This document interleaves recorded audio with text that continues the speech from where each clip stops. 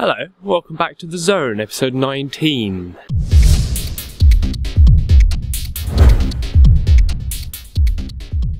So with this new job, I will be moving to Cologne in the very early weeks of January next year. And as a result, that means I'm not going to be able to continue doing The Zone myself. So, without further ado, I would like to hand the control over to Lumpy. Lumpy has been the awesome guy behind the scenes that's been doing the editing and making this show look great for you guys over the last 19 weeks. And well, he'll obviously continue to do so in the new year.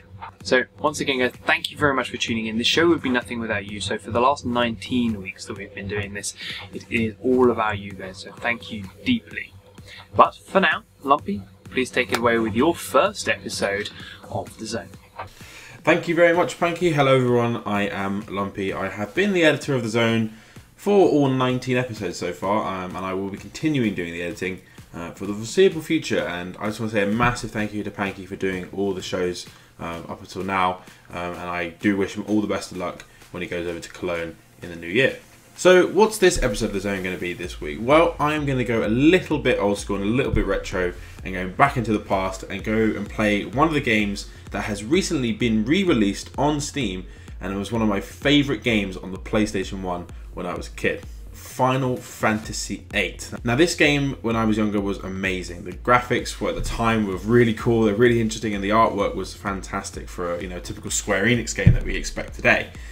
Now the re-release on Steam has actually produced a lot of extra stuff on top of that, with the enhanced graphics that Square Enix have brought to the game, as well as mods, but we'll address mods in a little while. Just the ability to play the game again from the standpoint of it being very retro, being very nostalgic, is fantastic, and I love it for that. I've been playing over 12 hours now, sort of just on-off playing, and I love it. It's just brought back those childhood memories that I just remember as a kid.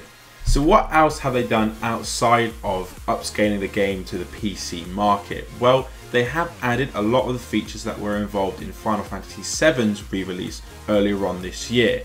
They have added the magic booster, which acts as a small usable skip that if you get stuck on a specific part, you can use it to boost your character slightly in level to help you get past those trickier bits that you may not have expected in the game. So that's quite a useful feature for the people that want to sort of see the story and not really worried about the challenge of playing the game at its hardest and most hardcore difficulty. They've also added the Chocobo World mini game, which actually acts as a separate side game in the launcher, which actually allows you to play the mini game that was in the original.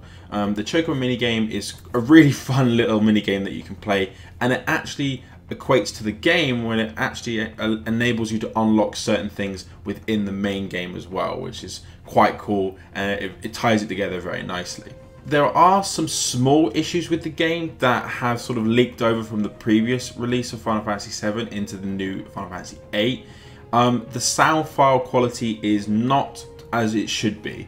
I don't know what it is with when they sort of encode it down into the PC version, but the music files are not the highest quality. You can definitely hear a real tin in the MIDI files, which is sort of their very low quality sound files that they use. But the modding community has come to the rescue on that one and has allowed for users on the Steam forums to have an easy access way of upgrading those files with very, very limited sort of not much tampering required.